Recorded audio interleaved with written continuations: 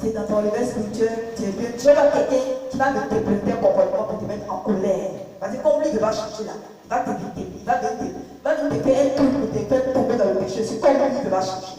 Donc, bien aimé, si tu vas ton frère dans cette vie à changer là, juste que tu vas changer là, il faut laisser la personne absolument changer.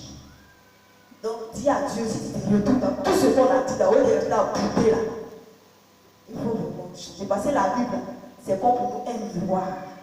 Donc, si un homme veut s'arrêter, et puis il prêche, et puis tu te retournes dedans là, c'est pas quelqu'un qui a lui rapporter comme ce soit. L'Esprit de Dieu lui a parlé qu'il faut enseigner comme ça pour que les enfants soient sauvés. C'est comme ça qu'on doit comprendre la chose. C'est tout. Donc voilà, c'est ça ma cause. Amen.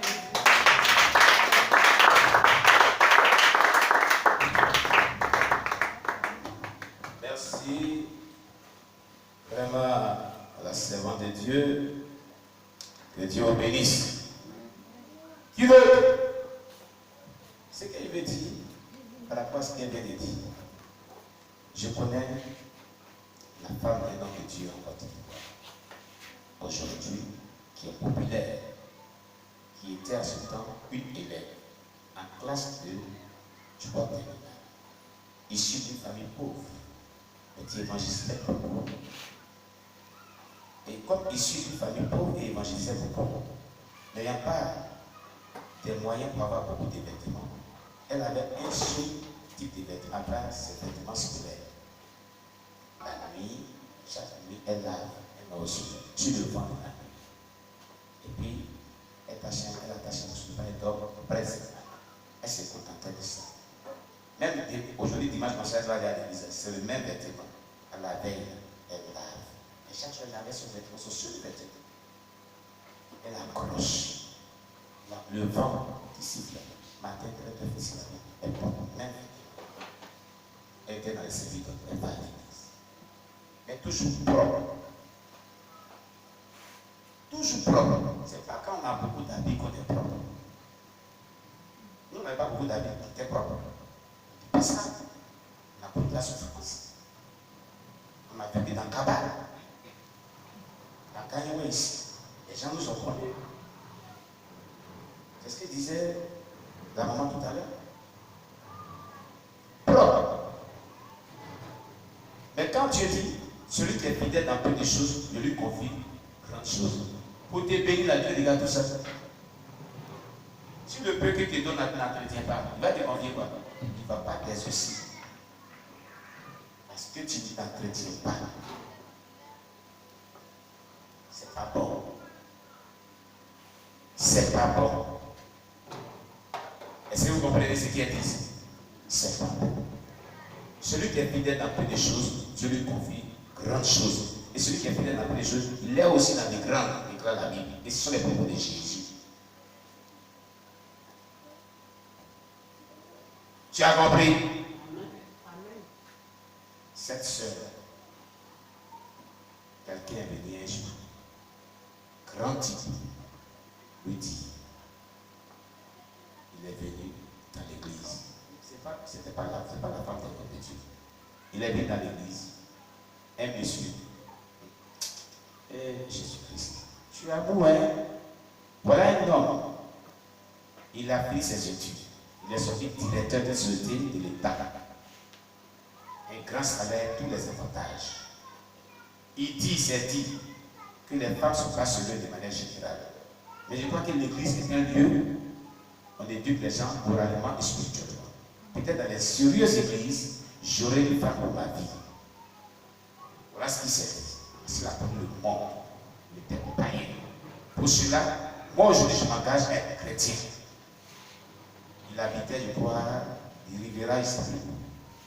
Il avait chauffeur. Il était dans duplex. Ils sont à l'étage. Il avait tout à sa disposition.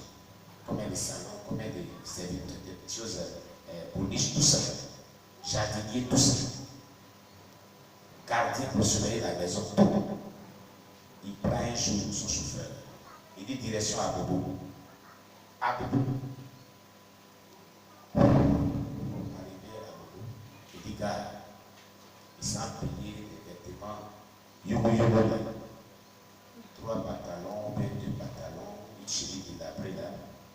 Il dit retournons. déchire derrière le pantalon. Et puis, il déchire le côté. Et puis, il dit aux gens qui font tout le tour. Donc, à beaucoup de cas, c'est vite, vite, vite, vite, vite, vite. Amen. Oui. Et puis, les deux retours en police derrière, vous suivez bien. Comme tampon qu'on fait là. Hein? Vous connaissez ça? Bien, bien. Il dit à son chauffeur maintenant, il s'habille comme c'est un grand type. Quand il quitte la maison, il s'habille très bien. Arrivé demain, il porte ses vêtements là, délabrés là, des haillons là. Et il prend des vieilles Bibles. Il dit, toi, tu matin ici, jusqu'à ce qu'il finisse mon culte. Il connaissait cette église, une église évangélique. Sérieuse. Parmi les grandes églises évangéliques en Côte d'Ivoire. Il s'assoit. Comme ça, la pêche prend un an dans ce jeu. Et un matin, il arrive dans le groupe musical des sœurs. La plupart sont des chants qui sont très belles. Je ne sais pas comment c'est, mais c'est comme ça, généralement, dans les assemblées chrétiennes. Mais attention, d'autres sont très heureuses et très fières, très envieuses, non pas brisées. La principale même chante la ligne vocale, c'est la voix. Et le monsieur, il est beau. Et quand il s'est mis dans ses vêtements de haillons, elle a vu à l'édition sur lui. C'est ce qu'elle voit physique. Alors ne voyez pas le physique, mais voyez le spirituel et le Dieu en toutes choses. Il vient, il s'est converti là-bas après un an, il s'est baptisé, tout, il vient. Il venait toujours le pasteur l'encourager. C'est pas que c'est un directeur de société là. Il vient vers la soeur un soir. Il dit, ma soeur, vraiment, en tout cas, je voudrais que tu sois bien aimée dans un foyer. Elle dit, mais, il dit, oui. Dans toute l'église que tu vois là, il y a beaucoup de monde. C'est moi, toi, toi comme ça. Là. Tu ne peux pas t'acheter des vêtements. Regarde comment tu es habillé. C'est moi là que tu es habillé. Hein? On cherche des gens, c'est des gens comme ça là. Hein? Tu viens se présenter. Moi, mais Dieu m'a dit, je t'ai fait quoi même? Je t'ai fait quoi?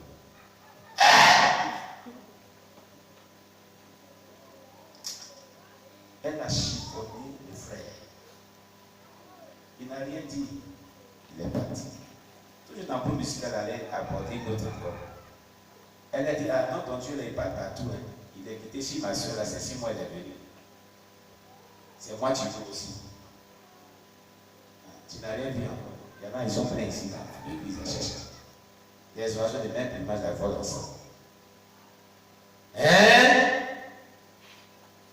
Et la soeur qui avait son seul vêtement, il va dormir plusieurs fois pour que Dieu donne pour la femme de ma vie. L'église laisse un peu pour moi. Et Dieu lui montre la soeur. Cette soeur est issue d'une famille pauvre. Il souffre. Dieu lui dit, voici la femme que tu donnes. C'est la femme que tu donnes ici. C'est la femme que Dieu te donne. Lui aussi se plaint. Ah Dieu, la soeur là, regardez, soeur. Dieu dit, c'est belle. Et c'est comme ça. Il l'a refusé, hein. Parce que pour être un sous-vêtement, il est propre, mais un sous-vêtement, il a remarqué sa vie aussi. Sa famille est issue de famille pauvre, tout ça là. Bon, mais il a accepté. Après avoir analysé, il a accepté la révélation de Dieu. Il allait voir le pasteur. Le pasteur se levait là, je dis, ah, mais bien aimé, tu ne fais pas dans ta vie même. Il dit, je me débrouille. On ne se débrouille pas pour marier enfant des gens. C'est une grande responsabilité. C'est vrai, j'ai allé prier, mais ce que tu m'annonces là. Vous voyez là, il y a une charge financière. D'ailleurs, même quand il y a l'argent pour faire mariage, il dit Dieu pourvoira. C'est à partir de là que les gens aussi disent aussi souvent Dieu pourvoira. D'autres là n'ont rien, mais Dieu pourvoira. On ne fait pas mariage avec Dieu pourvoira et ensuite il n'a rien. Je te déconseille ça. Foi partout, mais pas foi là. Non, je ne suis pas d'accord. Oui, c'est vrai qu'on doit croire à Jésus-Christ. Mais le mariage a 3 âges. L'âge spirituel, l'âge physique et l'âge social. L'âge social parle de la condition financière et ce que tu fais dans la vie. Pour épouser enfant des gens. Il faut que tu aies une situation financière stable, un travail rémunéré qui peut se révéler salarié, peut une affaire qui te rapporte suffisamment d'argent pour te prendre en charge et à la charge un foyer de famille que tu vas fonder. C'est ça, avant de se marier. Alléluia. Et puis, le pasteur allait prier, Dieu l'a confirmé. Il faut bien regarder. Il faut bien regarder. Il faut bien regarder. Et Dieu l'a confirmé. Dieu dit, il faut célébrer ce mariage. Il faut célébrer. Mais Dieu dit, le monsieur a une descente, son apparence est pauvre. Dieu dit, il faut célébrer. C'est moi qui l'ai dit. Et il a célébré. Ils ont tout appris pour les démarches. Mais dès que le pasteur a célébré, il les a présentés. Monsieur a donné une grosse métier. Achète-toi des vêtements. Coupe-toi des vêtements. Change ton aspect. Et viens à l'église. La sœur, elle change de pain. Jusqu'à la date du mariage. Quand ces chefs qui étaient dans l'église, là, c'est qui sont partis voir pour dire. Notre nouvelle fiancée, regardez, hein. Elle change de vêtements maintenant, hein. Le frère le sera changé de vêtements. Et on connaît tout ça, souvent les gens vont voir les marins, les parrains. Ce sont ceux qui financent souvent les mariages. Incrédulité dans ça, au lieu de prier Dieu. Jésus, ce témoin m'a beaucoup marqué dans ma vie. Jusqu'au mariage, un mariage grandiose. Avec des collègues. Et pendant le mariage, les gens disaient c'est notre directeur, notre directeur. Ils ne croyaient pas. Après mariage. Maintenant, une semaine, même quelques jours après, quelques jours, même quelques semaines, le monsieur dit à sa femme, elles sont venues, elles ne croyaient pas. Voilà où tu prêches. Voilà chez ça. Elle dit, moi, issu d'une famille pauvre, c'est pour moi tout cela. Ce mari dit que c'est toi que Dieu a choisi. Et maintenant, il va dire, viens t'asseoir et il lui raconter toute cette histoire. Et j'étais païen. Il y avait cela un an, à 2 ans arrière. Quand il fait les études, il est sur le directeur. Je me suis toujours dit que c'est à l'église qu'on peut trouver une bonne femme. Les églises sérieuses qui craignent Dieu. On peut trouver une femme bien convertie. Tu ne vas pas te tromper. Et moi, je ne vais pas te tromper. Dans la vie, il dit la bonne, on vit la bonne. On sait si on est dans cette église. Mais on a un beau cadeau. On a les invités de Pâques. Demain, il faut préparer un prophétie. On va inviter les gens après le but. Les invités, c'est qui? Les 2 sœurs du groupe musical qui l'ont refusé. Après le but, il les a dit, bon, mes chers bien-aimés, on voulait vraiment recevoir chez nous. Pour partager avec vous à la maison. Si vous pouvez vraiment venir pour nous, ça va nous faire beaucoup plaisir. Est-ce qu'on les on accepte? Par curiosité, on va aller voir chez eux, parce qu'ils ont beaucoup parlé aussi. Est-ce qu'on les on va voir ce qu'ils sont devenus. On accepte. Elles ne vont pas partir pour le repas, mais c'est pour voir, pour vérifier si c'est vrai ce qu'ils ont dit de nous. Alors, le but est venu, moi dans la voiture, je suis parti. Des passes de gâteau, savon, on a Libéra. Libéra, c'est le quartier des boss. Habitué ici au poulet. En fait, ce qu'ils ont dit pendant les mariages, c'est vrai. Elles se regardent. Peut-être qu'ils sont chez elles, donc un tuteur comme ça. Un bon rien qui était dans les aïons pour se faire avoir maison à la Libéra. Mais vois-tu qui est dedans, elle dit mon patron dit t'accompagne, tu ne comprends pas ça. Hein? Arrivé, le repas est dressé. Il rentre dans une tournée, une grande ville, maison de duplex. Premier salon, deuxième salon, troisième salon, étage. On dit patron, ils sont arrivés. Faites-les assurances pour poser la télé. Il y a 2 sortes. Ils ont fait des manches. Il a payé des cadeaux. Hein? Des cadeaux. Et réalise ce qu'il va leur dire à la table. Qu'elles ont fait des manches. Il leur raconte toute cette histoire. Il les a dit que si toi, c'était la propriétaire de la cité, tout cela, c'est toi aujourd'hui. Effectivement, voilà mon histoire. J'ai joué ce jeu-là pour voir si vraiment dans l'église, l'homme, celui qui est pauvre, veut marier quelqu'un de bien. Et tout ça, son présence, c'est notre soeur. La première chose à dire,